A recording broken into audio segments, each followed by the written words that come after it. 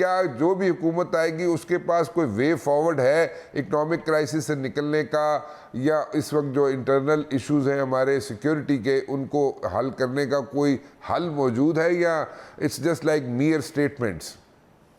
देखिए राना साहब, पहली बात तो ये कि इस हुकूमत के जो जिसे कहते हैं ना मैशियत के फिगर्स हैं, वो ऐड अप नहीं हो रहे थे। वो कभी एक कहते हैं, कभी कुछ कहते हैं। उसी तरह अब इनके जो सिक्योरिटी के फिगर्स हैं वो भी ऐड अप नहीं हो रहे। मसला ये है कि ये कह रहे हैं कि हम सिक्योरिटी फराम नहीं कर सकते, एक सूबे के अंदर इलेक्शन नहीं हम करवा सकते, लेकिन दूसरे ही सांस में ये कह रहे हैं कि पूरे मुल्क में आप एक साथ इलेक्शंस करवा दें, तो फिर इतनी ज्यादा सिक्योरिटी किस तरह मैनेज करेंगे? मतलब वो मुल्क जो एक सूबे के अंदर इंतखाबात मैनेज नहीं कर सकता इस वक्त, वो 2 महीने के बाद चारों सूबों में किस तरह इंतखाबात मैनेज करेगा?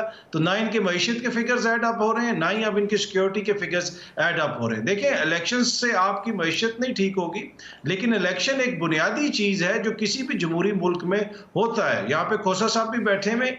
आज खोसा, मैं आपको एक छोटा सा वाकया सुना देता हूँ, जिससे ये ईद का शो है तो थोड़ी सी लाइटर मोड पे आपने भी बात की। कल शाम को मैं एक रेस्टोरेंट पे गया हुआ था, वहां पे मुझे एक वेटर ने कहा कि मुख्तलिफ बातें वो करता रहा, और उसने कहा कि जनाब लतीफ खोसा साहब को भी सलाम है जो पीपल्स पार्टी के, लेकिन आइन की बात कर रहे हैं।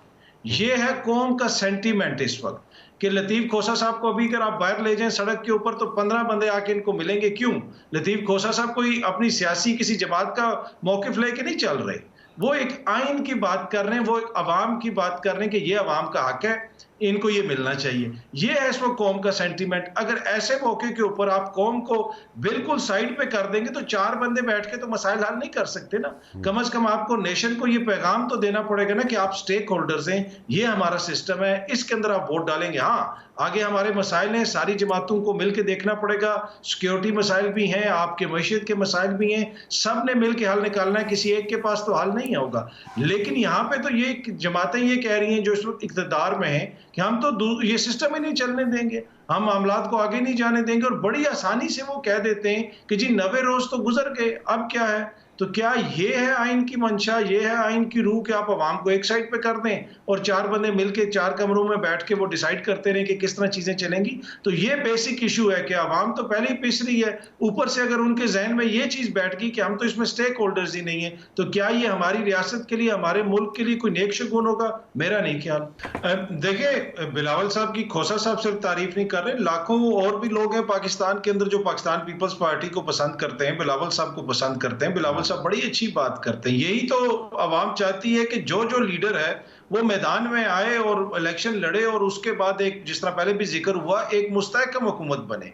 ये तो नहीं हो सकता ना कि आप 4 बंदे बैठे रहें और वो ये कहें कि हम इसी तरह निजाम चलाते रहेंगे। अगर इलेक्शंस होंगे तो ये कहां पे लिखा है कि जी बिलावल ही हारेगा या मियां साहब ही हारेंगे और खान साहब ही जीतेंगे? हो सकता है एक दफा हार जाएं, अगली दफा जीत जाएं। ये क्या, अगर इन चीजों के ऊपर या इस खौफ के ऊपर आपने इलेक्शंस नहीं करवाने तो फिर तो कोई भी इलेक्शंस नहीं करवाएगा। आज ये 6 महीने के लिए रोकेंगे, कल खान साहब आके हो सकता है 3 साल के लिए रोक दें। तो ये यहाँ पे बुनियादी इशू है कि 2-3 लोग अपनी ख्वाहिशात की वजह से बिलावल की सियासत खत्म करने पे भी तुले हुए, मरियम की सियासत भी खत्म करने पे तुले हुए कि जनाब फौरन जो है सब कुछ इस वक्त हो। इतनी जल्दी चीजें नहीं होंगी।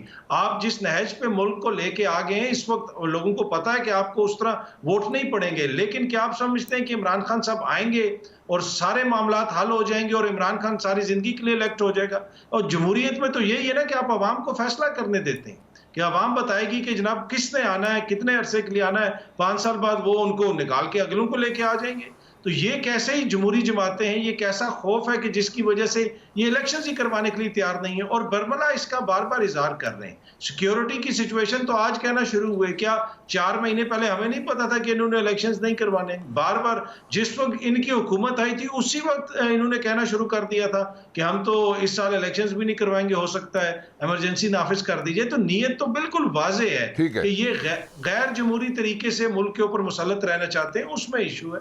ये कैसी जमहूरियत है जिसमें इलेक्शंस की वजह से कोई खुदा ना खास्ता कोई अजाब आ जाएगा, इलेक्शंस की वजह से मुल्क खतरे में पड़ जाएगा? जमहूरियतें तो इलेक्शन से मजबूत होती हैं। देखिए, असल अफसोसनाक चीज ये है कि आइन बनने के 50 साल बाद आज लतीफ खोसा साहब को ये बातें करनी पड़ रही हैं। क्या कभी हमने सोचा है कि क्यों हम इस नहज पे पहुंचे हैं कि 2023 में हमें ये बातें करना पड़ रही हैं कि इलेक्शंस होंगे, कौन आइन में पहले है, किसका आइन में क्या किरदार है, किसने क्या करना है। ये सारे प्रिंसिपल्स तो हमने आज से 50 साल पहले सेटल नहीं कर लिए थे। और इसमें जो उससे भी बड़ी चीज है, जो ज्यादा बड़ा लम्हा फिक्री है, कि इस वक्त 13-14 जमहूरी जमातों की हुकूमत है और उनके दौर में हम ये चीजें देख रहे हैं कि आप सियासी मुखालफिन के साथ जो हो रहा है कि अली अमीन गंडापुर को देखें तो कभी बखर की पुलिस आ जाती है, कभी लाहौर की पुलिस आ जाती है, सहाफियों के साथ होता है, कभी इधर मुकदमा दर्ज हो जाता है, कभी उधर मुकदमा दर्ज हो जाता है। ये सब कुछ किसी खुदा न खास्ता कोई मार्शल नहीं लगा हुआ, कोई इदारे नहीं चला रही, ये सियासी जमातें हुकूमत चला रही, लेकिन उनका तर्ज अमल आपको सियासी लगता है किसी भी तरफ से। Do you see, अच्छा काज़मी साहब, do you see these people sitting together, all these politicians sitting together across the table? Do you see that happening? अच्छा, I don't see a need for them to be sit together, to be honest. This is a very flawed argument. We don't, हमें कोई नए किसी इमरानी मुआहदे या social contract की जरूरत नहीं है। हमारे पास एक सोशल कॉन्ट्रैक्ट है, एक आइन है, उसके मुताबिक हर किसी ने अपना अपना किरदार अदा करना है। ना साथ बैठे उल्टे खड़े हो जाए, हमें कोई परवाह नहीं है। जो अवाम ने एक हुकूमत मुंतखब की, उस हुकूमत ने आपको एक आइन दे दिया और उस आइन के अंदर वाज़ेह है हर किसी का किरदार। उस आइन में कहीं नहीं लिखा कि जी 4 बंदे इकट्ठे बैठेंगे तो इंतखाब होगा, नहीं। उस आइन के अंदर लिखा है असेंबलियां टूटेंगी तो 90 रोज के बाद इंतखाबात होंगे। ये बात क्यों नहीं समझ आ रही है? अगर ये मुझ जैसे स्टूडेंट को समझ आ रही है, अवाम को समझ आ रही है, एक आम वेटर को समझ आ रही है, एक आम शख्स को, लेकिन ये इतने बड़े जो जमहूरी लीडर हैं, रजा रुबानी, फरतुल्लाह बाबर साहब, दीगर मोजिज कायदीन, इनको ये बात समझ नहीं आ रही है। टू बी ऑनेस्ट, हमने इमरान खान साहब की मंशा के मुताबिक या किसी और शख्स की ख्वाहिशात के मुताबिक तो ये मुल्क नहीं चलाना ना। ये जो सारी बहस हम यहाँ पे कर रहे हैं, उस बहस का बुनियादी जो मकसद है या मरकज है वो यही है कि जनाब मुल्क के अंदर एक आइन मौजूद है, उसके मुताबिक चीजें चलेंगी। किसी इसमें तो कोई आइन की बात नहीं है ना। देखें, अगर वो कहते हैं जी एब्सोल्यूट मेजॉरिटी नहीं है और उनके पास मेजॉरिटी होती है और एब्सोल्यूट मेजॉरिटी नहीं होती है तो he can dissolve the assemblies. इसमें आइन की कोई खिलाफवर्जी क्या है? इसका हल क्या है कि हम अगले 11 साल इलेक्शंस ना करवाएं? नहीं, इलेक्शंस की तो इस वक्त बात नहीं हो रही ना काज़मी साहब। इलेक्शंस की बात नहीं कर रहे हम तो बात ये कर रहे हैं कि इमरान खान साहब की स्टेटमेंट है कि अगर उन्हें एब्सोल्यूट मेजॉरिटी नहीं मिलती तो वो ही विल गो। यहाँ पे पॉसिबिलिटीज़ की बात हो रही है। खोसा साहब कह रहे हैं कि पीपल्स पार्टी और PTI हुकूमत बना सकती है, ठीक है, कि पॉलिटिक्स इज़ द आर्ट। सो इस सिनेरियो में, इस कॉन्टेक्स्ट में बात कर रहा हूँ कि इमरान खान साहब तो कहते हैं जनाब एब्सोल्यूट मेजॉरिटी ना मिली तो मैं तो असेंबलियाँ फिर तोड़ दूंगा। वही मैं उसी तरफ आ रहा हूँ कि वो कहते हैं, पर we will cross that bridge, जब उस ब्रिज पे हम आएंगे। अभी तो आप चले ना, इसको क्या सिर्फ उस एक बयान के खौफ पे या उस एक बयान की बुनियाद के ऊपर हम सारा निजाम यहाँ पे रोक देंगे? जब रोकने की तो बात ही नहीं हो रही ना, हम किसी बात को रोकने की बात नहीं कर रहे। मैं इसी तरफ आ रहा हूँ। अगर इमरान खान ऐसा करते रहेंगे तो अवाम उनको मुस्तरद कर देगी।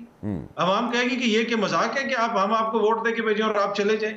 देखें कौन फिर इसका फैसला करेगा, कौन पनिश करेगा? हम तो नहीं बैठ के यहाँ पे कर सकते कि इमरान खान ने ये गैर जमहूरी तरीका किया, वोट के जो उनको मैंडेट मिला था उसको पामाल किया, तो फिर अवाम उनको वोट ही नहीं देंगी कि ये शख्स तो असेंबली में बैठने के लिए तैयार नहीं है। तो इस तरीके से कोई भी सियासी जमात ज्यादा देर तक ऐसा नहीं कर सकती। काज़ी साहब, do you think Imran Khan साहब ने एक पॉलिटिकल गलती की KPK की हुकूमत तोड़ के, पंजाब की हुकूमत तोड़ के और नेशनल असेंबली में ना बैठ के? देखिए, इस पे हर किसी का अपना अपना मौकिफ हो सकता है। इस वक्त आप मुल्क के अंदर जो भी सियासत करते हैं या जो भी सियासी हिकमत अमली बनाते हैं वो आइन के ताबे आप करते हैं। आइन के अंदर लिखा हुआ है कि 90 रोज में इंतखाबात करवाने। इंतखाबात की बात नहीं कर रहे, मैं तो तोड़ने की बात। मैं असेंबली की तरफ ही तोड़ने, बस अभी तोड़ने लगा हूं मैं। उसमें लिखा हुआ है कि 90 रोज में इंतखाबात होंगे, तो उसको सामने रखते हुए उन्होंने 2 सूबों में असेंबलियां तोड़ी की, जिसकी वजह से हम इंतखाबात जाने में मजबूर हो जाएंगे। और यही मोजिज दोस्त जो हुकूमत में, वो भी बार बार यही कहते थे असेंबलियां तोड़ो। तो मेरे ख्याल में वो एक सियासी हिकमत अमली थी कि जनाब वैसे भी हुकूमतें 3.5 साल 4 साल चल चुकी हैं और यही मुतालबा PDM का भी था कि आप फौरी इंतखाबात करवाएं, जिसको वो तो चेंज हो गया ना। मेरे ख्याल में सियासी तौर पे ये एक दुरुस्त फैसला था, क्योंकि इससे बहुत सारे लोगों के डाउट क्लियर हो गए कि पाकिस्तान में आइन की क्या हैसियत है और कौन आइन को कितनी अहमियत देता है। तो बहुत सारी चीजें क्लियर हुई हैं सारी हालिया अरसे के अंदर।